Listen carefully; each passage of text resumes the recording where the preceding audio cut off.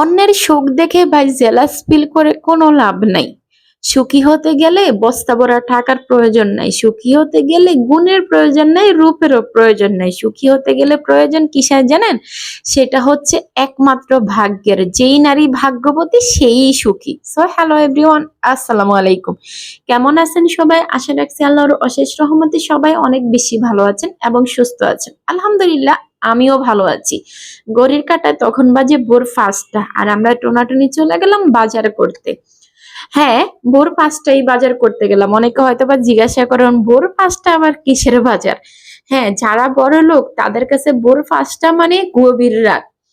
আর আমরা যারা মানে দিনমজুর, দিন আনি দিন খাই, বা যারা একটু মধ্যবিত্ত আছে তাদের জন্য ভোর 5টা না অনেক কিছু। যাই হোক, চলে গেলাম একটা নতুন বাজারের সন্ধানে, যে বাজার সকাল ভোর 5টা বাজে শুরু হয়, আবার 9টার মধ্যেই বন্ধ হয়ে যায়। তবে বাজারটা যেমন সুন্দর, তার আশেপাশের পরিবেশটা ঠিক তেমনই সুন্দর। শান্ত একটা নদী, নদীর উপরেই কিন্তু বাজারটা, মানে নদীর পাড়েই কিন্তু বাজারটা। তার সাথে তো আছে কৃষ্ণচূড়া ফুল, তার সাথে তো পাখিদের কিচিমিচি ডাক আছেই।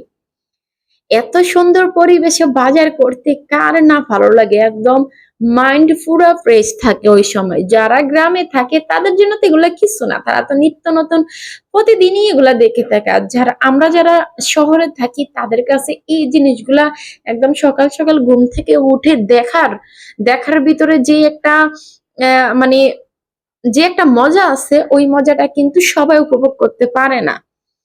যাই হোক, আমাদের জন্য এই জিনিসটা না অনেক কিছু। তো এখানে মানে বাজারগুলা, সবজিগুলা যেমন একদম ফ্রেশ ছিল, মনে হয় কি এই মাত্র বুঝি জমি থেকে উঠিয়ে নিয়ে আসছে। তেমনি মাছগুলো কিন্তু খুব বেশি তাজা ছিল। আমরা যারা টাউনে থাকি তারা কিন্তু প্রতিনিয়ত বহু ধরনের মাছ খেয়ে থাকি, মাছ দেখে থাকি, বাট সব মাছ যে একদম তাজা হয়, সব মাছ যে একদম জীবিত হয়, এমন কিন্তু কিছু না। কারণ ঢাকায় বা মানে টাউনে যেই মাছগুলা আসে, ওই মাছগুলা বিভিন্ন জায়গা থেকে আসে, আর মাছগুলো একদম বরফ দিয়ে একদম সাদা বানিয়ে নিয়ে আসে। বাট এখানের মাছগুলা মনে হয় কি, দেখেন এখনো পলিথিনে লাফাইতেছে, দেখা যায় কি মনে হয় এই মাত্র বুঝি কোনো পুকুর থেকে উঠিয়ে নিয়ে আসছে। যাই হোক, এখানে অনেকগুলা মাছ নিয়ে আসছে, আমার অনেক পছন্দের মাছ নিয়ে আসছে। যেই মাছ আমি কখনো খাই না সেটাও নিয়ে আসছি, কিন্তু সেই মাছ সবাই খায়, আমি খাই না। আমি অনেকের ভিডিওতে দেখছি, বাট আমি কখনো খাই না, তাই আমি নিয়ে আসছি। এটা স্বাদটা কেমন সেই স্বাদটা বোঝার জন্য। সেটা হচ্ছে কি জানেন, বাটা মাছ নিয়ে আসছি, কই মাছ, শিং মাছ, তারপরে হচ্ছে চিংড়ি মাছ, রুই মাছ, বহু বহু মাছ নিয়ে আসছি। তার সাথে অনেক অনেক সবজি নিয়ে আসছি।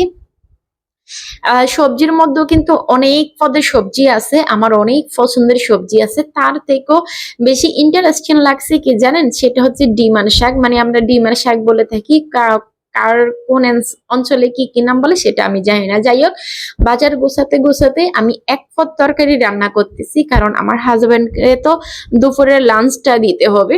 যাই হোক, পরে আমি আস্তে ধীরে রান্না করে নিব, তাড়াহুড়া করে শুধু ওর জন্য একটু তরকারি রান্না করে নিয়েছি। কারণ আমার হাজবেন্ড বাইরে খেতে পারে না, বাইরের খাবার ওর কাছে ভালো লাগে না, তাই কষ্ট করে হলো কিন্তু আমি তাকে এক পদ হলো কিছু রান্না করে দেওয়ার চেষ্টা করি। তারপর ও মার্কেটে যাওয়ার পরে সব বাজার গুছিয়ে গেছি। আমি 2 কেজি আম নিয়ে আসছিলাম, সেই আমগুলা আচারে দিব। তো আমি অনেক যুদ্ধ করছি আমটা, ক্যামেরা মানে অন ক্যামেরাতে অনেক বেশি যুদ্ধ করছি, কিন্তু আমি ব্যর্থ হয়ে গেছি।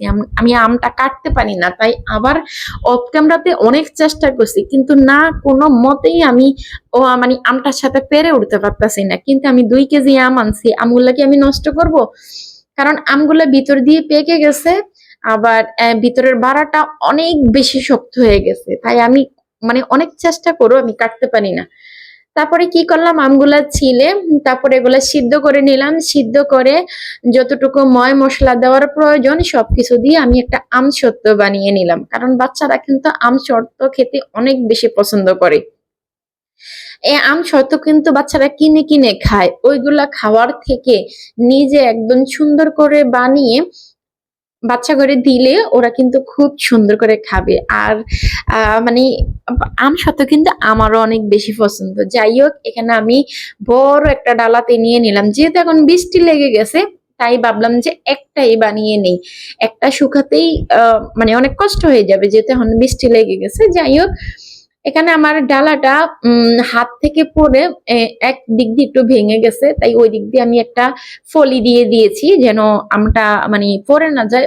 যদিও পড়বে না, তারপরও মানে বিপদে তো হাত পা নাই, তাই একটু দিয়ে দিয়েছি। তারপর আমি ভালোভাবে চামচ দিয়ে নাড়িয়ে নিছিলাম।